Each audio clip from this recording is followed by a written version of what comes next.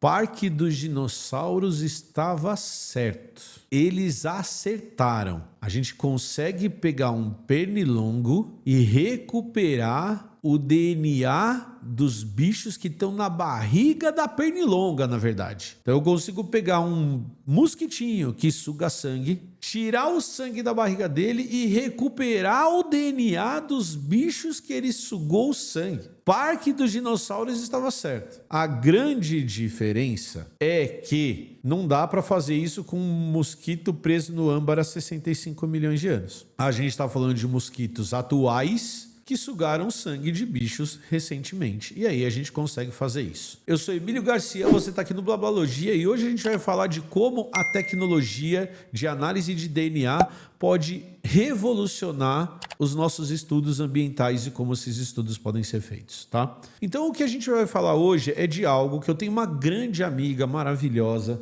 que trabalha, que se chama DNA ambiental. Então, o que é esse tal de DNA ambiental que a Mariela, minha grande amiga, trabalha e como que isso pode mudar as questões de como a gente estuda o meio ambiente? Então, uma das maneiras que a gente pode fazer para estudar o meio ambiente, e talvez a maneira mais importante, é levantando os organismos que estão naquele ambiente. Então, fazendo um levantamento das espécies e da quantidade de indivíduos que a gente tem naquele ambiente. Por quê? Porque daí a gente consegue avaliar os impactos ou não das nossas ações naquele ambiente, por exemplo. A gente consegue determinar quem a gente tem que preservar e como a gente tem que preservar. Então, um dos trabalhos mais importantes que a gente tem é o de levantamento das espécies de animais, plantas, micro-organismos que acontecem num determinado ambiente. E a técnica mais comum que a gente tem hoje em dia para fazer isso, e a técnica que tem se mostrado mais eficiente, é treinar um profissional por muito tempo. Esse cara vai se transformar em especialista nesse grupo de animais ou plantas e você vai contratar ou vai colocar essa pessoa para fazer esses levantamentos. Então,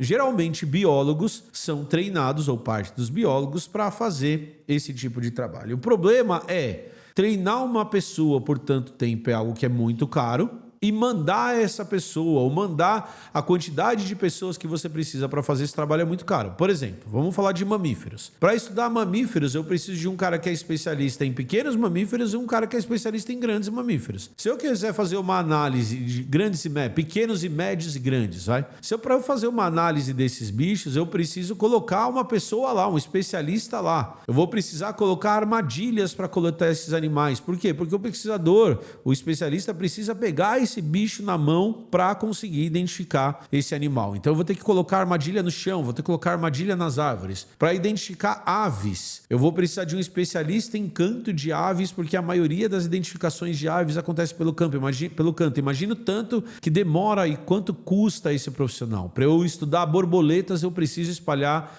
armadilhas de borboletas pelo campo e preciso sistematizar esse tipo de estudo. Então eu preciso de especialistas em cada uma das áreas. Para estudar as plantas, eu preciso de um botânico que vá lá coletar as plantas, coletar partes das plantas, levar para o laboratório para identificar esses organismos. Então é caro, é demorado e é difícil de fazer. Então, tem uma série de trabalhos, tem uma série de projetos que estão tentando fazer o quê? Estão tentando simplificar isso para que isso seja replicável com maior frequência em mais áreas e continue dando resultados que são confiáveis. Meu amigo Márcio Ferrara Prado, não sei se ele está no chat, faz um trabalho muito interessante com invertebrados, que inclusive envolve você treinar a população local a identificar grupos de borboletas, por exemplo, que já vão te dar um resultado bastante interessante na identificação desses animais, tá? E o que a gente consegue perceber é que existem várias tecnologias que a gente pode usar para facilitar e para melhorar esse trabalho. Por exemplo, o trabalho com mamíferos, você pode usar câmeras que hoje são digitais e mandam um sinal via satélite e você consegue coletar esses sinais, consegue pegar essas fotos para identificar esses bichos. Isso funciona muito bem para médios e grandes mamíferos, por exemplo, e tem alguns trabalhos com aves bastante interessantes nesse sentido. O meu amigo Matias Pires, professor aqui da Unicamp, faz um trabalho muito legal que usa essas armadilhas fotográficas para entender os impactos que você tem tem da retirada de fauna, por exemplo, em determinadas áreas. Então, um trabalho bem bonito que a gente vai divulgar aqui no Blá Blá. Mas uma das técnicas que tem ficado cada vez mais no holofote, chamado cada vez mais atenção, é o uso de DNA ambiental. Então, qual que é a ideia do uso de DNA ambiental? A ideia é que os animais estão perdendo tecidos, os animais estão perdendo sangue, os animais estão perdendo estruturas constantemente, e que se você achar métodos para coletar esse material, com o barateamento das técnicas de DNA e com o conhecimento que a gente tem do DNA, de marcadores do DNA de determinados animais, você conseguiria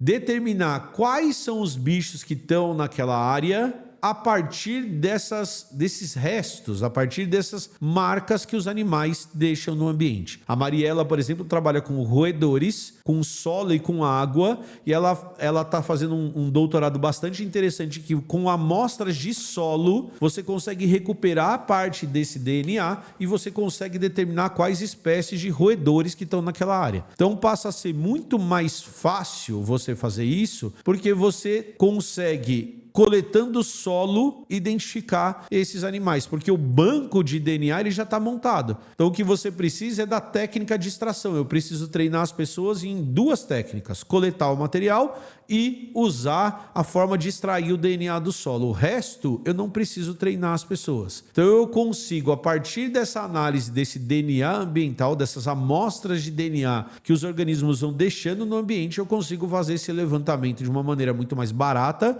de uma maneira muito mais prática, precisando de menos profissionais. Ah, quer dizer que isso vai acabar com os taxonomistas? Não, os taxonomistas são os que dão a base para isso. Mas treinar um taxonomista é muito mais difícil do que aplicar essas técnicas. E é nessa lógica que os pesquisadores fizeram esse trabalho que eu vou mostrar para vocês, que é como que você faz para monitorar animais usando uma amostra de mosquito. Então, ao invés de eu pegar esse material que está no solo, ao invés de eu pegar esse material que está na água, eu não estou nem comparando métodos, não estou dizendo que A é melhor ou que B é melhor, estou dizendo que isso é uma outra técnica. E se a gente coletasse as pernilongas cheias de sangue e recuperasse o DNA dos animais dessas pernilongas? Então é uma ideia bastante interessante de uso da tecnologia para quê? Para chegar a resultados interessantes de como que a gente pode avaliar o ambiente sendo até menos invasivo do que coletando animais usando armadilhas no chão. Então tá aqui um dos artigos. Esse não é o único artigo. Existem pesquisadores no Brasil fazendo isso, e muito bons pesquisadores, mas esse é o artigo que inspirou essa live de hoje. E ele já traz resultados bastante interessantes. Então, como que esse artigo foi feito basicamente? Qual que é a ideia desses artigos que está tentando provar esse ponto? A ideia é que você vai pegar trabalhos feitos por biólogos, você vai pegar o DNA ambiental, nesse caso coletado das pernilongas, e vai comparar os resultados. Então, será que a hora que eu pego e coleto só as pernilongas e faço análise do sangue ali dentro, eu vou ter um levantamento de espécies tão eficiente quanto quando eu coloco um biólogo no campo para fazer esse levantamento? E a resposta para isso é: depende. E depende do quê? Depende da época do ano que você está fazendo o trabalho, segundo esse artigo. Então, o que o artigo mostra é que nas épocas em que tem bastante pernilonga, ou seja, nas épocas mais úmidas, o resultado é extremamente positivo. Então, sim, o resultado funciona, coletar o sangue das pernilongas dá certo e você consegue, sim, levantar tantas espécies de vertebrados quanto que você está trabalhando com biólogos. O que é mais legal é de vertebrados. Você está falando de ave, basicamente de ave, réptil, anfíbio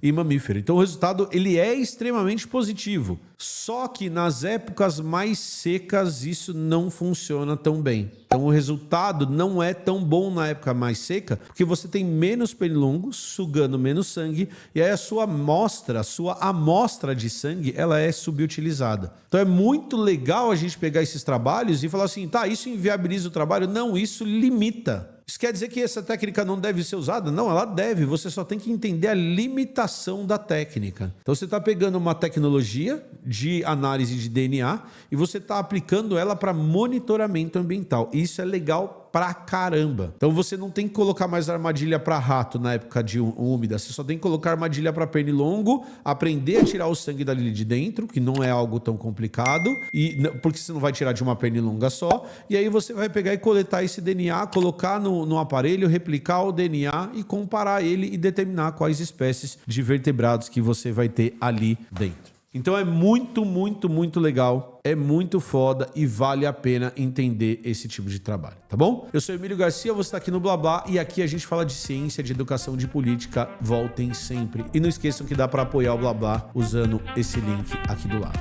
tá? Falou, valeu e tchau!